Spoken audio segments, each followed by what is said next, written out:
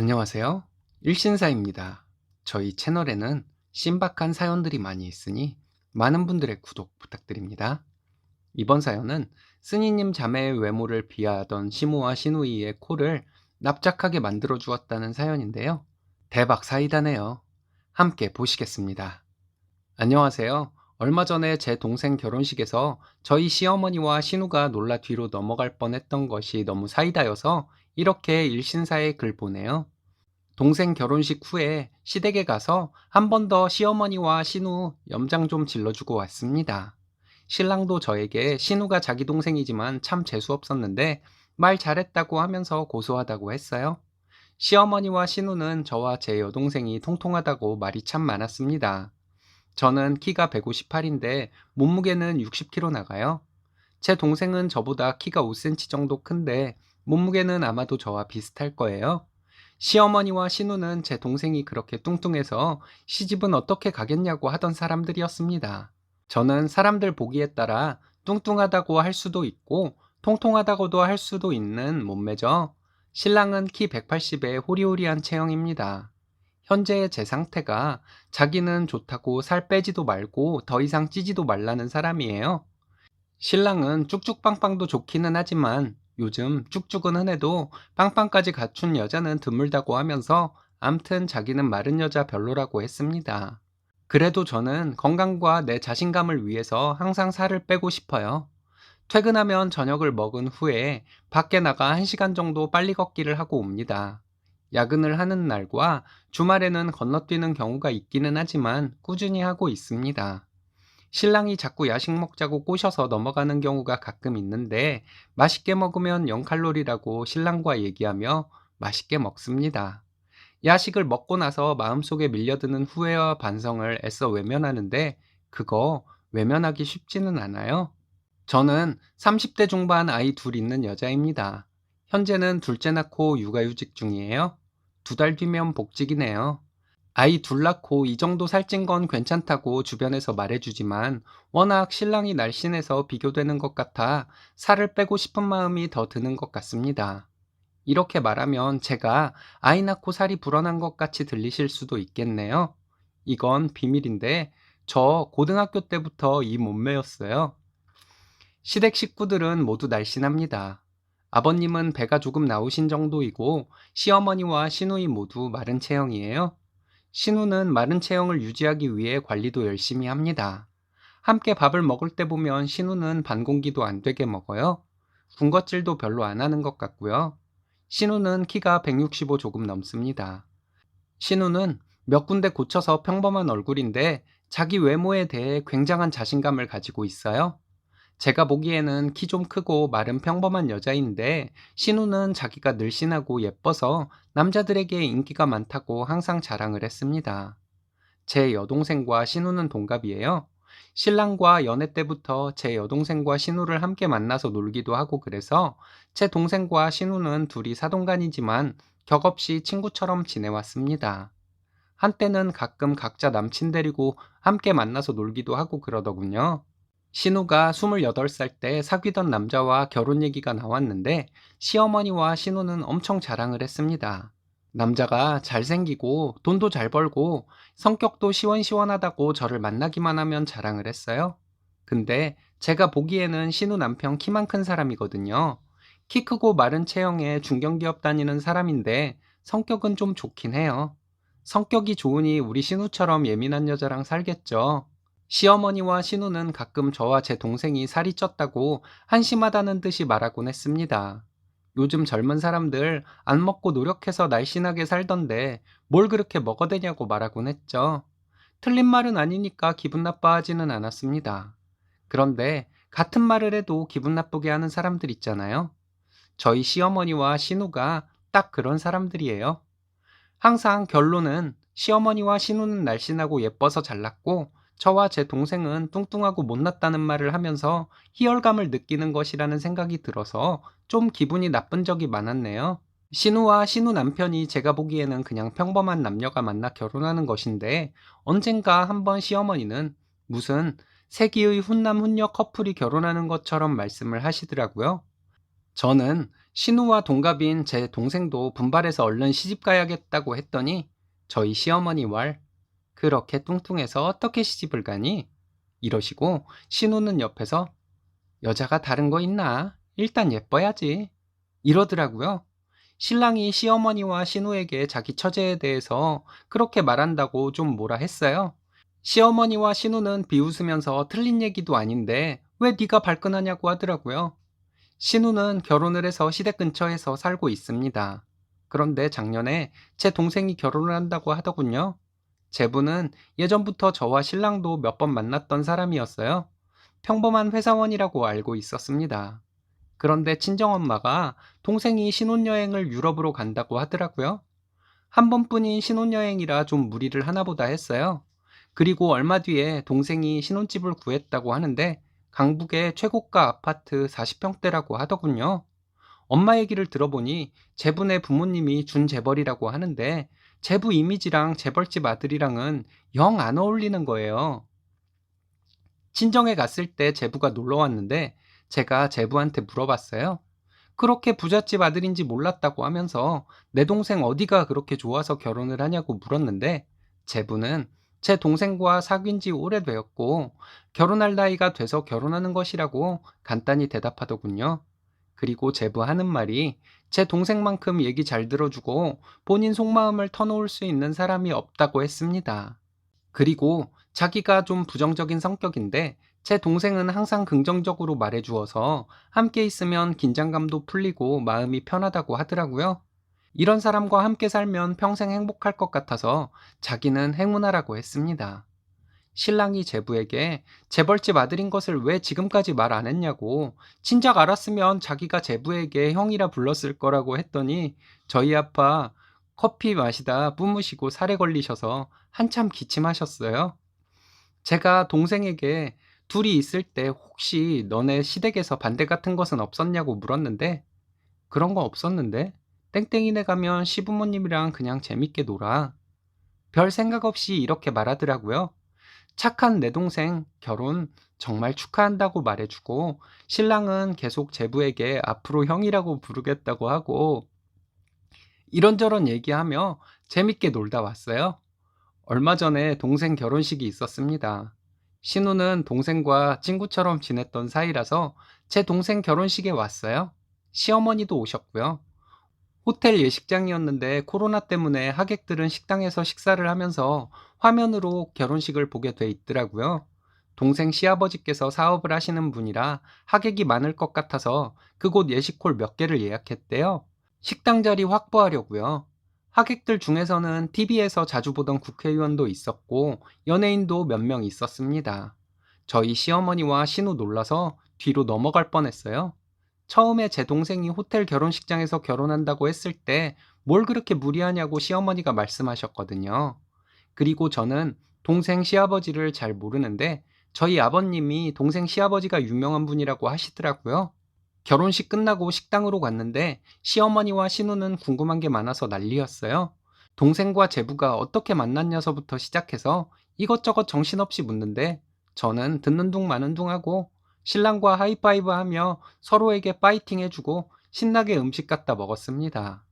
그리고 며칠 뒤에 시댁에 가서 신우를 만났는데 시어머니와 신우는 동생 결혼에 대해서 궁금한 게 많더라고요. 아는 대로 대답해 주었는데 시어머니와 신우는 동생이 그런 재벌 아들과 결혼한 것이 이해가 안 간다는 식으로 말했습니다. 그래서 제가 제부와 얘기했던 것을 말해 주었어요. 제부는 제 동생처럼 얘기 잘 들어주고 자기를 이해해 주는 사람 없다고 말했고 동생과 함께 있으면 마음이 너무 편해서 평생 행복할 것 같아 결혼하자고 졸랐다고 저에게 말했던 것을 시어머니와 신우에게 얘기해 주었습니다. 동생 신혼집을 묻길래 얘기해 줬더니 시어머니와 신우는 왜 표정이 안 좋아졌을까요? 여자는 예뻐야 결혼 잘한다고 아가씨가 말했었는데 남녀 사이의 외모 말고도 중요한 것들이 많은가 보다고 했더니 아가씨 표정 정말 가관이었어요. 나도 좋은 남편 만나서 예쁜 아이들 낳고 잘 살고 있고 내 동생도 좋은 남편 만나 결혼했으니 우리 자매는 좀 특별한 매력이 있는 것 같다고 시어머니께 얘기했더니 놀란 눈으로 저를 쳐다보시더군요. 재벌 아들인 제부와 당신 아들을 동급이라고 말해주는데 시어머니가 얼마나 놀라웠겠어요? 옆에서 신랑도 처제는 정말 사람 기분 좋게 만드는 재주가 있는 사람이라 좋은 집에 시집 갈 줄 알았다고 평생 시댁사랑 많이 받고 살 것이라는 식으로 말했습니다. 신랑은 자기 처제가 생긴 것도 예쁘고 행동도 그렇게 예쁘니 만나는 사람마다 다 호감을 가질 수밖에 없다고 말하는데 이 사람이 왜 이렇게 오버하나 했거든요. 나중에 신랑이 집에 와서 얘기하는데 지만 잘났는 줄 아는 자기 동생이 재수없어서 시어머니와 신우 앞에서 그렇게 얘기했던 것이라 하더군요. 일주일이 지났는데도 잘난 척하던 시어머니와 신우 코를 납작하게 만들어준 것을 생각하면 아직도 입꼬리가 올라가네요. 어제 시어머니 전화 왔었는데 동생 시부모님이 친정 식구들에게 별장 마음대로 사용하라고 했는데 나중에 한번 모시고 가겠다고 말씀드렸어요. 그런 얘기 들으면 보통 거기 가면 재밌겠다, 좋겠다 하겠죠. 저희 어머니는 아무 말씀 없으셨어요. 마음이 불편하신 거죠. 제가 시어머니 마음 불편하시라고 얘기한 거긴 해요. 제 얘기 들어주신 모든 분들 항상 건강하시고 즐거운 일만 있으시길 바라겠습니다. 감사합니다. 별거 아닌 사람들이 남들 무시하고 잘난 척하는 경우가 더 많더라고요. 정말 사이다네요. 그래서 쓰니님 마음의 크기가 느껴집니다. 쓰니님은 사랑이 넘치는 가정에서 자라신 좋은 분인 것 같아요. 이번 사연은 자식들에게 매번 상처를 주면서도 피해자 코스프레만 하는 친정엄마를 정신이 번쩍 들게 해주었다는 분의 사연인데요. 함께 보시겠습니다. 얼마 전에 본인이 희생을 하고 참고 사는 것으로 믿고 있는 친정엄마에게 요즘 말로 팩트 폭행을 했습니다. 엄마는 받아들이기 힘들 거예요. 앞으로 한동안 친정의 발걸음을 끊을 생각입니다. 제 마음이 풀려서 친정에 가게 되면 엄마가 거짓말을 할 때마다 엄마가 마음 아파하더라도 팩트를 계속 알려주려고 합니다. 보통 남편이나 시댁에 대한 얘기를 많이 하는데 친정엄마 얘기라서 마음이 좀 복잡하네요. 낳아주고 키워주신 분에 대해 안 좋은 얘기를 하는 것이 내가 배은망덕을 하는 것 같은 느낌 때문인 것 같습니다. 그래서 하소연할 데가 없는 것 같습니다. 그래서 이렇게 익명의 힘을 빌려 하소연을 하고 있네요. 친정엄마 때문에 가슴이 답답한 적이 많았습니다. 50이 다 되어가는 나이에 엄마의 모성을 의심하게 되니 복잡한 심경이 이루 말할 수 없더군요. 모성은 본능이라 누구나 공통적으로 가지고 있는 줄 알았거든요. 그런데 자꾸 의심이 들고 어떻게 엄마가 자식에게 저런 행동을 할 수 있나 하는 실망감이 생기니 마음이 불편했습니다. 저희 엄마가 모성이 부족한 사람이라 치더라도 저를 낳아주고 키워주신 분이라는 사실은 변함이 없죠. 저희 어머니의 문제점 중 하나는 자식에게 심하게 의존하려 한다는 것입니다. 출가한 자식들을 필요할 때 마음대로 부를 수 있다고 생각하는 분이었습니다. 딸인 제가 엄마 같은 사람이 되어주기를 원하는 것 같기도 하고 엄마 앞에 장애물을 모두 치워주는 히어로가 되어주기를 바라기도 합니다. 저희 엄마는 항상 외로운 분입니다. 항상 저에게 너는 나의 절절한 외로움을 모른다. 이렇게 말씀하시며 고통스럽다고 하시지만 저는 과연 우리 엄마가 외로움이라는 것이 뭔지는 알까? 하는 생각이 들곤 합니다. 외롭지 않으면서 외롭다고 거짓말한다는 의미가 아니라 외로움이라는 것을 느끼기에는 저희 친정엄마의 정신세계가 낮아 보입니다. 엄마와의 대화 중에 인간은 누구나 외로워 와 같은 일반적인 얘기를 하면 저는 그날 엄마의 의도를 거스르는 천하의 못된 딸이 되었죠. 엄마의 의도를 거스르지 않으려 노력을 하지만 가끔은 엄마의 의도를 잘못 캐치할 수도 있는 것인데 그렇게 될까봐 항상 두려운 마음으로 엄마를 대해야 했습니다. 저희 엄마는 스스로 자존심 하나로 버텨온 인생이라 말씀하십니다. 그런데 저희 엄마는 자존심이 정확히 무슨 뜻인지 모르는 분이세요. 누군가 나를 만나면서 옷을 갖춰 입지 않고 나와서 자존심이 상했다. 자식이 선물을 주면서 고작 목욕용품이나 스카프 따위를 던져줘서 자존심이 상했다. 너무 외롭고 힘들어서 신경정신과에 가보고도 싶지만 자존심이 상해서 못 가겠다. 하는 분이십니다. 제가 아는 상식으로는 자존심과는 상관없는 일에 자존심을 가져다 대고 계시고 속상해합니다. 그러지 말고 좀 가볍게 생각하라고 하면 인신공격성 발언이 돌아오고요.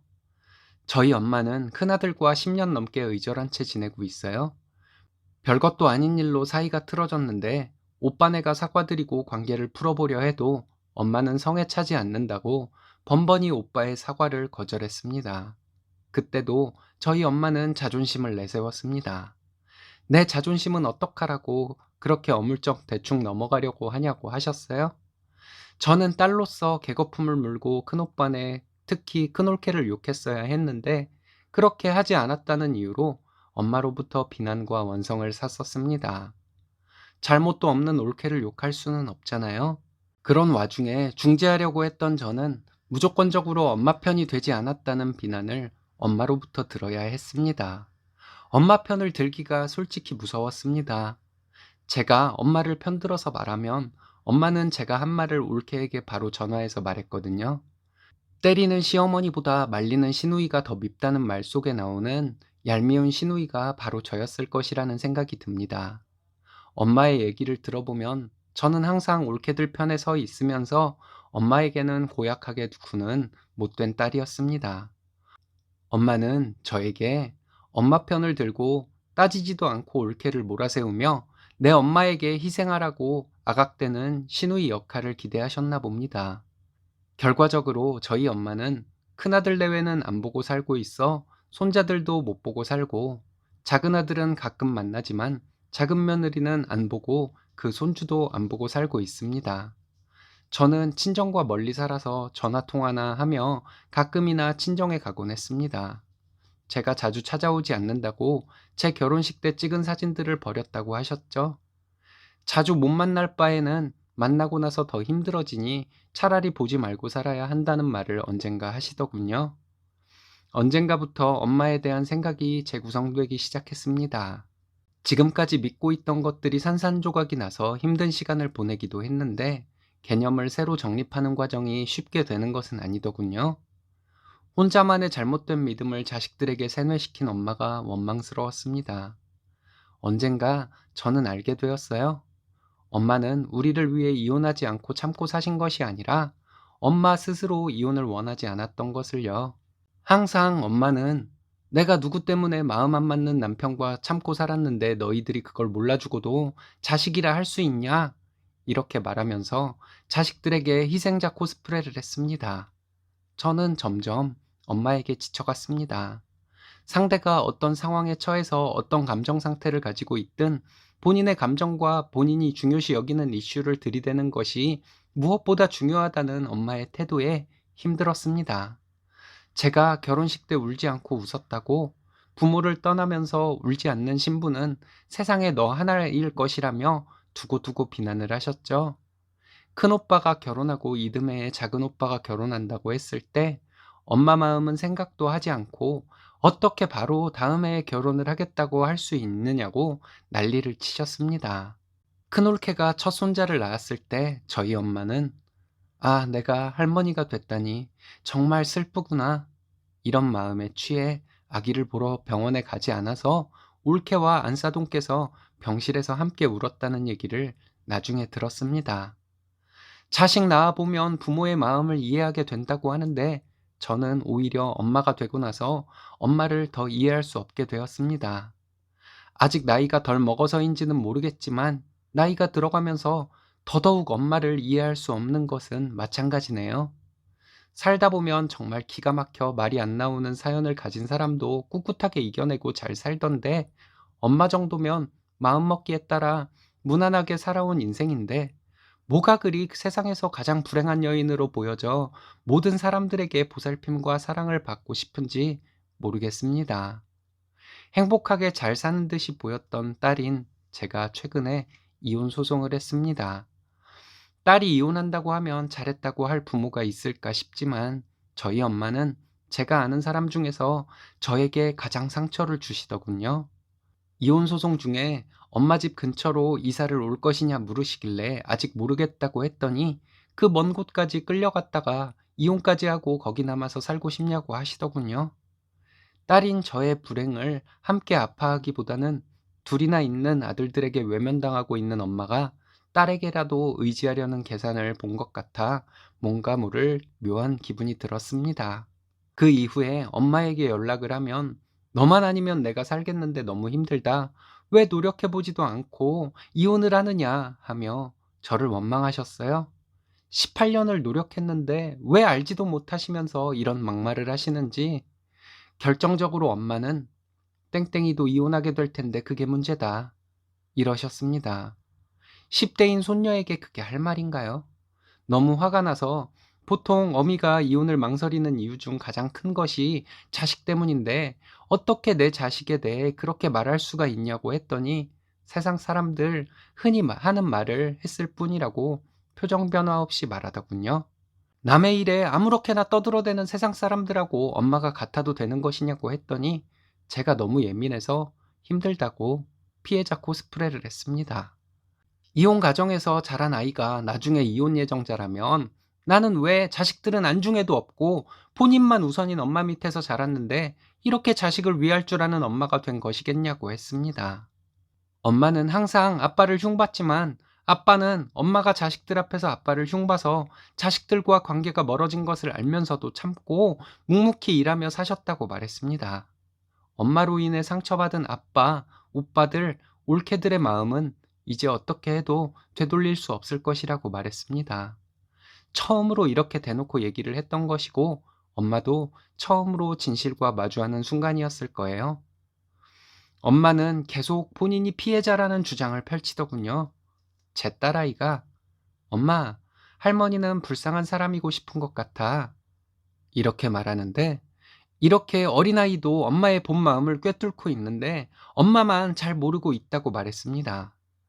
누가 뭐래도 엄마는 엄마만을 위해서 살아온 사람이고 앞으로도 그렇게 살 것이고 그로 인해 상처받은 자식들은 아무리 자식이어도 엄마를 옆에서 살펴주기 힘들 것이라고 말했습니다. 멀리 살지만 엄마를 위해 최대한 자주 찾아오던 이 딸도 이제는 자주 찾아오지 않을 것 같다고 했습니다. 엄마는 이해가 안 갈 정도로 이기적이고 자식에 대한 애정도 없는 오로지 자신밖에 모르는 사람이라고 말했습니다. 자식들 마음을 갉아먹고 오히려 해를 끼치는 사람인데 나도 이제 못 견디겠어서 엄마를 멀리하려고 한다 말했어요. 이혼 소송은 잘 되었고 지금까지 친정에 가지 않고 있습니다. 전화도 거의 안 했고요. 억지로 엄마와 거리를 좁히려고 하면 병 생길 것 같아서 이렇게 하고 있습니다. 흔히들 말하는 적당히 상대하고 적당히 거리를 두는 것이 어떤 것인지 몰라서 방황하는 중인 것 같습니다. 제가 어떻게 해야 할지를 모르겠습니다. 저도 엄마로부터 이제야 독립해 나오는 과정이라 혼란스러운 것인지도 모르죠. 혼란스러운 마음을 적으며 마음의 정리가 좀 되네요. 여러분들께서 제 글을 읽으시며 공감해 주시면 많이 위로가 될 것 같습니다. 비슷한 일을 겪으신 분이 있으시면 경험을 공유해 주셔도 위로가 많이 될 것 같아요. 감사합니다. 세상에는 이기적인 부모도 많은가 봅니다. 쓰니님께서 할 말 잘하신 것 같습니다. 여러분들의 조언이 많이 필요한 사연인 것 같은데요. 이번 사연은 시동생 시종노릇 똑바로 안 했다고 집으로 찾아와 협박해서 연 끊었던 시어머니가 전화를 해서 시원하게 할 말을 다 했다는 당찬 며느님의 사연인데요. 함께 보시겠습니다. 안녕하세요. 얼마 전에 1년 만에 시어머니 전화를 받았습니다. 곧 아이가 태어날 예정인데 아이를 보여드릴 마음 전혀 없다고 말씀드렸어요. 저도 저지만 신랑이 더 확고하다고 말씀드렸습니다. 시어머니도 신랑과 통화를 몇 번 해서 알고 계신지 별 말씀을 못 하시더라고요. 제가 외동딸이라서 우리 부모님 모시고 평생 살 생각이라는 것도 알려드렸어요. 한참 말없이 전화기 들고 계시길래 전화 끊겠다 말씀드리고 전화 끊었습니다. 제가 못된 며느리라서 그런지 모르겠지만 시어머니 속상하게 만들었더니 시원합니다. 저는 처음 결혼 생활을 시작할 때 시댁에 들어가서 시작했습니다. 결혼하고 1년 후에 시부모님이 가지고 계신 아파트에 세입자가 나갈 것이라고 하셨고 세입자가 나갈 때까지만 시댁에서 지내라고 하셨거든요.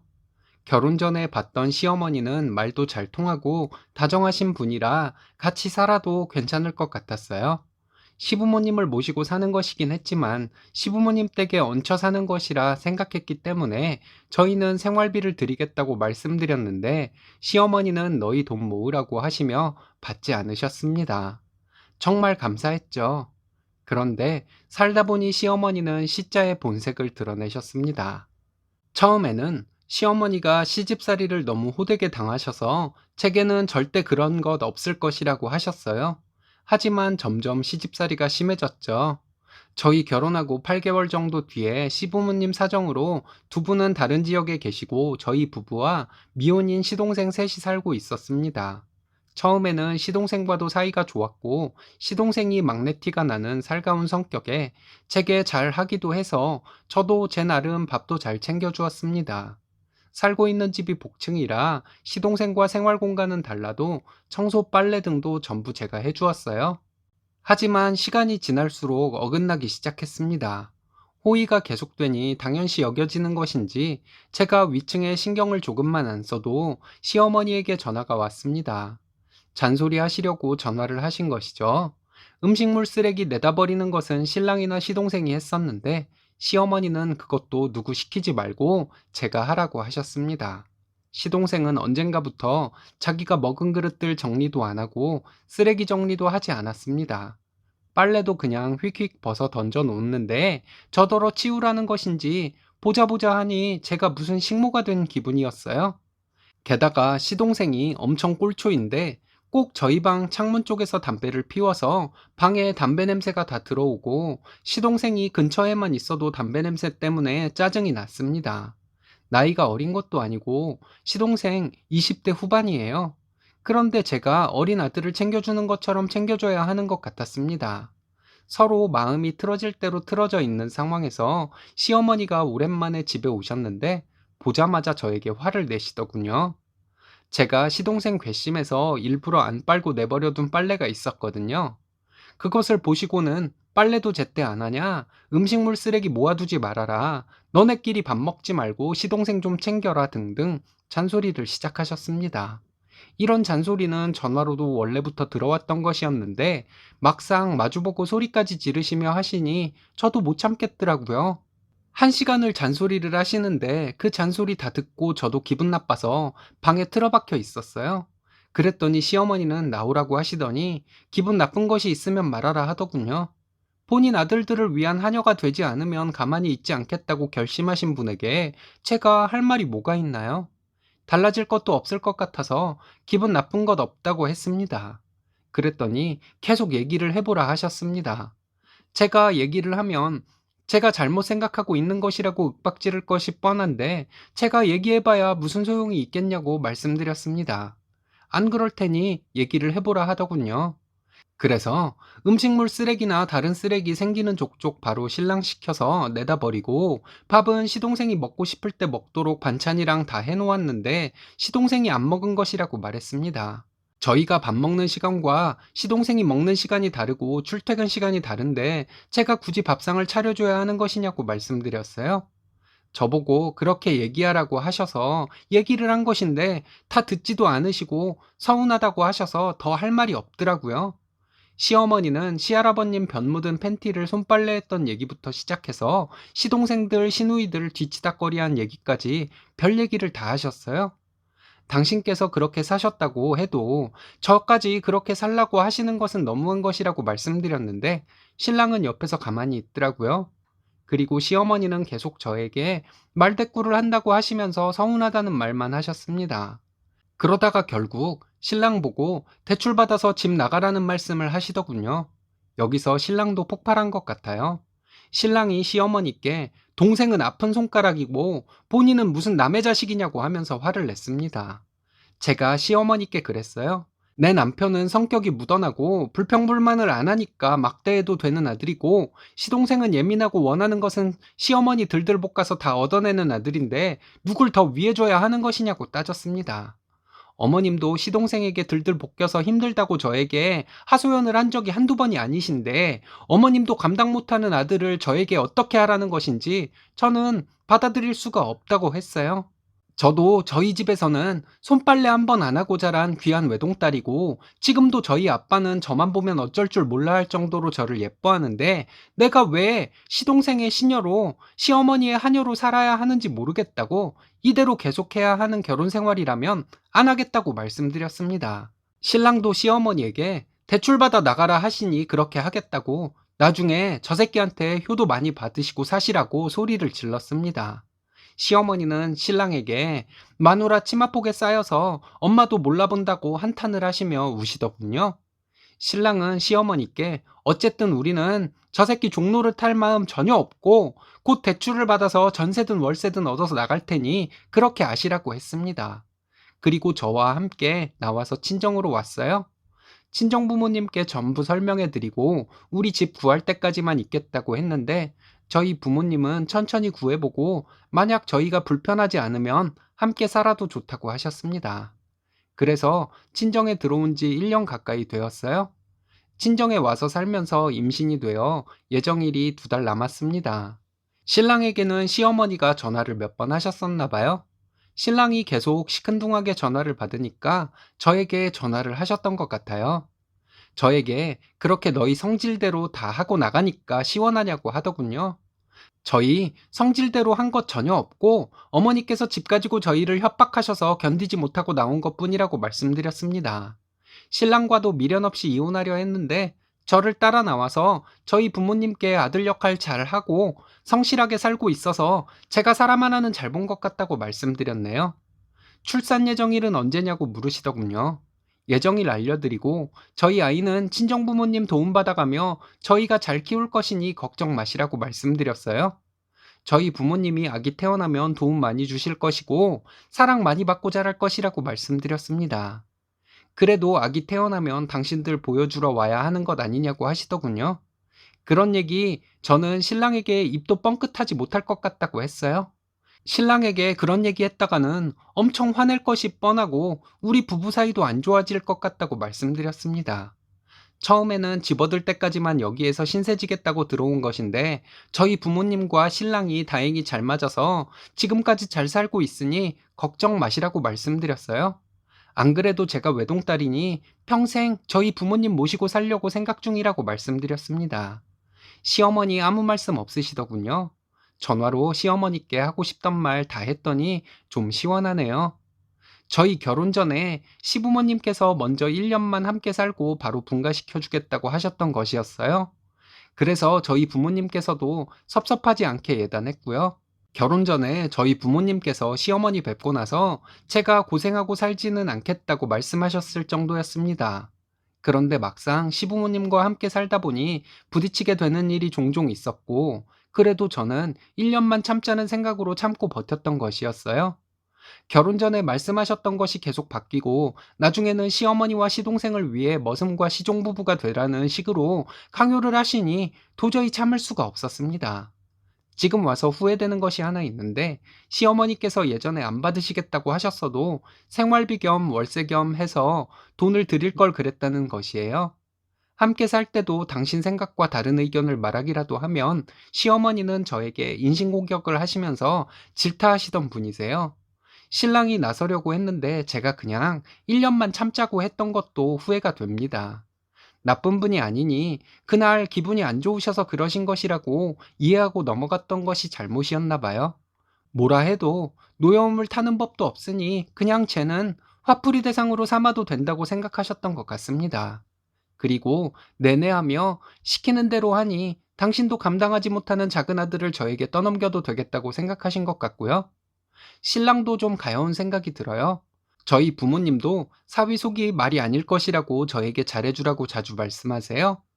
겉보리 서말만 있으면 처가살이 안 한다는 옛말이 있다고 저희 아빠가 말씀하시면서 처가살이도 처가살이지만 신랑이 자기 부모님께 서운함 때문에도 많이 속상할 것이니 저에게 잘 맞춰주라고 하셨습니다. 1년 정도 지나니 저도 시어머니께 화가 났던 것도 잊게 되고 마음도 많이 풀린 것 같은데 신랑은 본인도 그렇다고는 하더라고요. 하지만 신랑은 시어머니가 시동생의 시종 노릇을 하라고 우리에게 강요했던 것과 뜻대로 되지 않으니 대출받아서 나가라고 내쫓으려 하셨던 것을 절대 잊지 않아야 한다고 말하곤 해요. 얼렁뚱땅 시댁과 왕래하기 시작하면 또 같은 일로 서로 감정 상할 일이 분명히 생길 것 같아서 저도 그렇게는 안 하려고 합니다. 시어머니는 집과 경제력 가지고 아들 부부를 마음대로 조종하려다 손주도 못 보고 살게 되었네요. 부창부수 참 잘하신 것 같습니다. 이번 사연은 어릴 때부터 쓰니님을 괴롭히던 친정언니에게 시원하게 참교육을 하고 인연을 끊었다는 사연인데요. 함께 보시겠습니다. 이제 저는 친정 식구가 없는 사람이 되었습니다. 몇 달 전에 친정엄마가 돌아가셨어요. 엄마 재산을 나눠달라는 언니의 요구를 단칼에 거절했습니다. 언니는 제가 우습게 보였나 봐요. 엄마의 재산 언니와 나눌 수도 있었겠죠. 근데 언니에게 시달리며 살아왔기 때문에 언니에게 엄마의 유산을 나눠주기 싫었습니다. 언니는 소송을 하겠다고 했는데 저는 한참 웃어주었어요. 소송이 될 일인지 아닌지도 모르는 네가 너무 한심하다고 말해주었습니다. 네가 미친이라 이혼당한 것이고 딸도 너 닮아서 벌써부터 못돼 처먹었다고 평생 그렇게 살라고 악담도 했어요. 이 정도로 언니란 인간에게 괴롭힘을 당해왔던 것이 속 시원해지지는 않겠지만 어느 정도는 시원합니다. 앞으로 또 갚아줄 날이 있을 수도 있겠죠? 저는 20살이 넘어서 집안사를 알게 되었습니다. 어렸을 때도 어렴풋이 알고는 있었지만 입 밖으로 내본 적은 없는 이야기였어요. 저희 아빠는 저희 엄마와 재혼을 했습니다. 아빠는 이혼을 했고 언니와 둘이 살다가 처녀인 저희 엄마와 결혼을 했습니다. 아빠와 결혼하고 엄마는 저를 낳아서 언니와 저는 배다른 자매인 것이죠. 언니는 어렸을 때부터 저에게 못되게 굴었습니다. 엄마는 저와 언니를 공정하게 대하려고 노력했지만 아무래도 언니 편을 많이 들 수밖에 없었겠죠. 충분히 이해합니다. 엄마에게 있어서 언니는 가슴으로 낳은 자식이니 더 잘해줘야 한다고 생각했겠죠. 어렸을 때부터 언니는 저를 자기 기분에 따라 대했습니다. 자기 기분 나쁘면 꼬투리 잡아서 저를 심각하게 모자란 아이로 몰아갔습니다. 욕을 하는 것은 다반사였고 때리는 일도 많았어요. 부모님 계실 때는 평범한 자매처럼 지냈습니다. 저와 단둘이 있을 때만 저를 그렇게 괴롭혔죠. 부모님 두 분 다 일을 하셨기 때문에 집에 언니와 둘이 있는 시간이 많았습니다. 저는 어린 마음에 엄마에게 언니가 하는 짓을 이르거나 하면 언니가 저를 더 괴롭힐 것 같았는지 말을 하지 못하고 자랐습니다. 언니와 5살 차이라서 초등학교 때까지는 범접할 수 없는 차이가 있었어요. 제가 중학생일 때 한 번은 언니가 별것도 아닌 것으로 저에게 욕을 하고 비난을 하더니 분이 안 풀렸는지 저를 때리더라고요.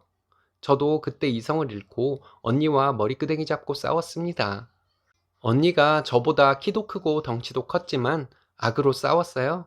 그런 일이 있고 나서 언니도 저와 싸우는 것이 무서웠는지 말로만 괴롭히더라고요.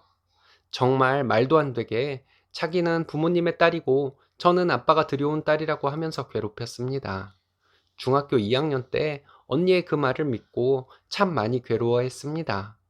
부모님 안 계실 때 가끔 가다가 넌 엄마 딸이 아니잖아? 이런 얘기를 들으면 너무 괴로웠어요. 언니는 제가 괴로워하는 모습을 즐겼던 것 같아요. 대학생이 되어서 제 이름으로 호적 등본을 뗄 일이 있었는데 그때 모든 사실을 알게 되었습니다.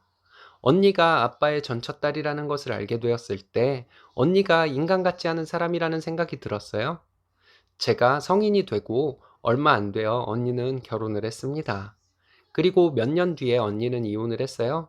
조카들이 어려서 언니는 저희 부모님으로부터 생활비를 몇 년간 지원받아서 살았습니다. 그리고 저는 30살의 남편을 만나 결혼을 해서 결혼한 지 12년이 되었어요. 평범한 시댁, 평범한 남편 만나서 아이 둘 낳고 나름대로 행복하게 살고 있습니다. 제가 결혼할 때 언니는 혼자서 반대했어요. 이유는 여러 가지였지만 제가 결혼하는 것 자체가 질투가 났던 것 같습니다. 제가 35살에 저희 아빠가 돌아가셨어요. 아빠 돌아가시고 아빠 재산 정리를 하는데 아빠 재산은 부모님이 살고 계신 빌라 한 채가 전부였어요. 저희 엄마는 언니에게 아빠 재산의 반을 주었습니다. 그리고 나머지 반을 엄마와 제가 반씩 나눴고요. 원래는 배우자가 반을 갖고 나머지 반을 자식들이 나눠 갖는 것으로 알고 있었는데 엄마 의견에 저는 토달지 않았습니다. 가정사를 모두 알고 있었고 가슴으로 낳은 언니에게 조금이라도 더 주고 싶은 엄마의 마음을 이해했으니까요. 그리고 몇 달 전에 엄마가 돌아가셨어요. 긴 투병 생활 끝에 돌아가신 것이라 마음의 준비는 하고 있었는데 너무 힘들더라고요. 40 넘은 나이에도 이제 세상에는 엄마마저 안 계시다 생각하니 의지할 곳이 없어 너무 힘들 것 같았습니다. 아픈 엄마도 엄마라고 마음속으로 많이 의지하고 있었나 봐요. 엄마가 돌아가시고 장례식장에서부터 언니는 엄마의 재산에 대해서 얘기하더군요. 엄마를 잘 보내드리는 것만 생각하고 싶어서 언니의 말에 별 대꾸를 안 했는데 언니는 저에게 욕을 하며 엄마의 재산을 나누는 것에 대해 대답하라고 했습니다. 엄마가 가지고 있던 재산은 아빠 돌아가시고 좀 더 작은 빌라로 이사해서 살고 계시던 집과 외할아버지로부터 받은 빌라 한 채 이렇게 있었습니다. 언니는 자기가 장녀이니 원래는 더 많이 가져야 하는 것인데 그냥 엄마 명의의 집 두 채를 저와 한 채씩 나누자고 하더라고요. 두 집의 집값이 별 차이는 나지 않는데 언니는 더 비싼 것을 자기가 갖겠다고 하는데 어이가 없어서 웃음부터 나왔습니다. 아빠 돌아가셨을 때 언니는 반을 가져가지 않았냐고. 그런데 엄마의 재산도 언니가 더 가져가는 것이 말이 되냐고 했어요. 그랬더니 자기가 장녀이니 당연한 것이 아니냐고 하더군요. 못돼 처먹어서 어렸을 때부터 동생 괴롭히고 커서도 부모님께 손 벌리고 사는 것이 장녀의 역할이냐고 물어봤습니다. 별 생각 없었는데 언니가 이딴 식으로 나오니 엄마의 재산 한 푼도 안 주고 내가 다 가질 것이라고 했어요. 네가 뭔데 그걸 네 마음대로 결정하냐고 하는 언니에게 나는 우리 엄마 딸이고 너는 우리 엄마 딸이 아니니 내 마음대로 결정하는 것이라고 말해 주었습니다. 네가 어렸을 때 반대로 얘기하면서 나를 괴롭힌 것은 기억나냐고 했어요. 말도 안 되는 소리를 하며 이유 없이 나를 괴롭혀서 그 트라우마 때문에 나는 너무 힘들었다고 하면서 너는 나에게 돈을 요구할 것이 아니라 나에게 위자료를 주어야 한다고 말했습니다. 언니는 엄마의 재산을 나눠주지 않으면 소송을 하겠다는 어처구니 없는 소리라더군요. 되지도 않을 소송을 하겠다고 하는 것이 너무 웃기다고 한번 웃어주고 어디 마음대로 한번 해보라고 했습니다. 그리고 다시는 나를 볼 생각하지 말라고 했습니다. 이렇게 저는 친정 식구가 없는 사람이 되었습니다. 원래부터 언니는 부를 때만 언니였지 저에게는 동생을 위해주고 걱정해주는 언니는 없었습니다. 차라리 마음 편합니다. 내가 괴로운 시간을 보냈던 어린 시절을 엄마가 전혀 모르지는 않았을 거예요. 한때는 원망도 했지만 엄마는 그럴 수밖에 없었다고 이해하려고 합니다. 앞으로는 남편과 아이들만 생각하며 살면 되겠네요. 차라리 마음 편합니다. 힘든 어린 시절을 보냈네요. 가장 상처를 주는 대상은 가장 가까운 사람인 경우가 생각보다 많은 것 같습니다. 많은 분들의 위로가 필요한 사연인 것 같네요. 오늘의 사연은 여기까지입니다. 재밌으셨다면 좋아요, 구독 부탁드려요. 일신사는 여러분들의 사연으로 제작됩니다. 많은 사연 제보 바랍니다. 여러분들의 사연은 아래 메일 주소로 부탁드려요.